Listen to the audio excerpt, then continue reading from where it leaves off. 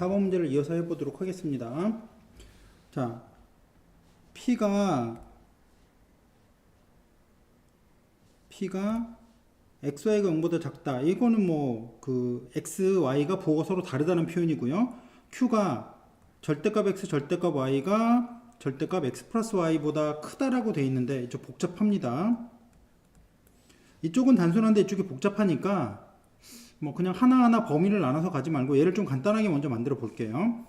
일단 알 수 있는 게 뭐냐면 절대값 X를 제곱한 놈은 X를 제곱한 거랑 동일하다는 사실을 앞에서도 언급을 했었죠. 그래서 이걸 가지고 다시 얘를 좀 간단하게 모양을 좀 바꿔보도록 할게요. 절대값 Y의 제곱이 둘 다 0보다 크기 때문에 전체의 제곱보다 크다라고 표현이 되게 되겠습니다. 그러면 얘는 절대값 X를 제곱하고 이 절대값 XY가 되고 절대값 Y를 제곱한 게 되고 얘는 X 플러스 Y라는 놈을 절대값 없이 제곱한 거랑 동일하겠죠. 근데 앞에서 봤듯이 절대값 X의 제곱은 X제곱 플러스 이 절대값 XY 플러스 Y제곱 얘도 전개를 시키면 X제곱 플러스 2XY 플러스 Y제곱 이렇게 표현되기 때문에 필요 없는 거를 이렇게 지워주고요. 2도 지워주면 여기서 뭐가 나오냐면 절대값 XY가 XY라는 것이 나와요. 그렇죠? 절대값 XY보다 크다가 나오는구나. 잠시만요. 여기가 약간 잘못됐습니다. 절대값 XY가 XY보다 크다라는 것이 나옵니다. 근데 앞에서 잠깐 얘기했지만 XY가 0보다 크면 절대값 XY라는 것은 XY랑 동일하죠. 이렇게 이쪽은 양수고 얘가 음수여야 되기 때문에 얘는 어떤 식하고 동일하냐면 XY 곱한 놈이 0보다 작다와 동일합니다. 그러면 지금 여기 표현되어 있는 P도 XY가 0보다 작고 Q도 역시 XY가 0보다 작아요. 이게 완전히 동일하잖아. 두 개가. 그러면 P이면 Q이다도 성립할 거고 Q이면 P이다도 성립할 거예요.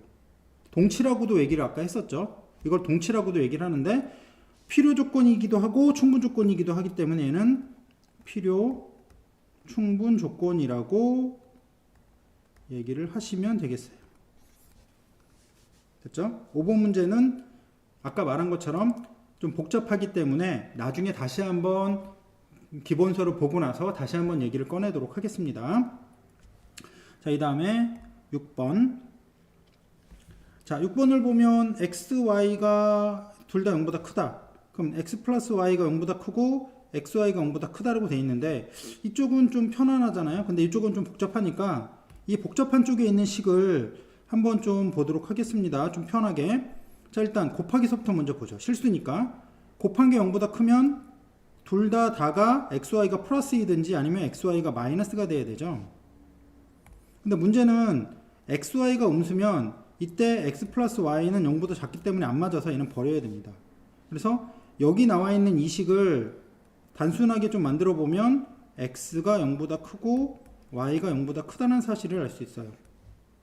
됐죠? 그럼 여기 있는 Q에 있는 XY가 0보다 크다와 P에 있는 XY가 0보다 크다라는 것이 동일하다는 얘기죠. 이게 동일합니다.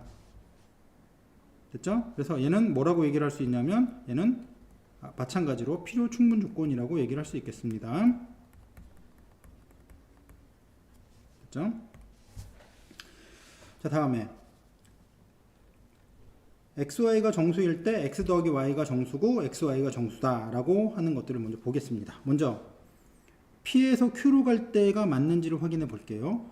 X랑 Y가 정수면 더한 것도 정수, 곱한 것도 정수. 이거 맞네? 그러면 P이면 Q가 됐기 때문에 P는 Q이기 위한 충분 조건은 일단 성립이 되어 있는 상태예요. 자, 반대로 X 더하기 Y가 정수고 XY가 정수예요. 더하고 곱한 게 정수라고 했을 때 X랑 Y가 모두 정수가 돼야 되느냐를 묻는데 이 범위가 실수까지였기 때문에 x랑 y가 무리수여도 관계는 없어요. 원래 전체 범위가 xy 그 문자 범위가 실수이기 때문에. 그래서 예를 들어 보면 x를 1 플러스 루트 2로 보고 y를 1 마이너스 루트 2라고 보면 x랑 y랑 더한 것은 2가 돼서 정수가 되고 x랑 y랑 곱한 것은 마이너스 1이 돼서 정수가 되죠. 그쵸? 맞아요? 근데 그때 x, y는 정수가 아니기 때문에 이쪽으로 가는 건 성립하지 않습니다. 그래서 필요 조건은 안 되고 일단 p는 q이기 위한 충분 조건만 가능하다라고 생각하시면 됩니다. 얘는 충분 조건이다 라고 보시면 됩니다. 됐죠? 자, 그 다음에 8번도 역시 마찬가지예요. 이쪽은 다항식이라 좀 식을 좀 변형하기도 쉽고 인수분해도 넘겨서 하기도 쉽고 뭐 이런데 이렇게 이쪽에 절대값 되어 있는 것이 약간 좀 불편하죠. 부호도 뭐 나눠야 되는 건지 아닌지 잘 모르겠어서. 그래서 얘 모양처럼 한번 전환을 좀 다항식처럼 전환을 해보기 위해서 양변을 제곱을 좀 시켜 보겠습니다. 그러면 아까 했던 내용이네요. x에 제곱하고 y제곱이 이렇게 표현이 되는 겁니다. 그러면 여기 p의 조건이 x제곱은 y제곱이랑 y제곱이 되는데 얘랑 q랑 동일하게 나왔죠. 그래서 얘는 필요 조건이기도 하고 충분 조건이기도 하기 때문에 필요 충분 조건이라고 보시면 되겠어요. 일단 나머지 문제들은 일단 기본서를 먼저 다시 한번 보면서 선생님하고 다시 질문을 좀 하도록 할 거고요.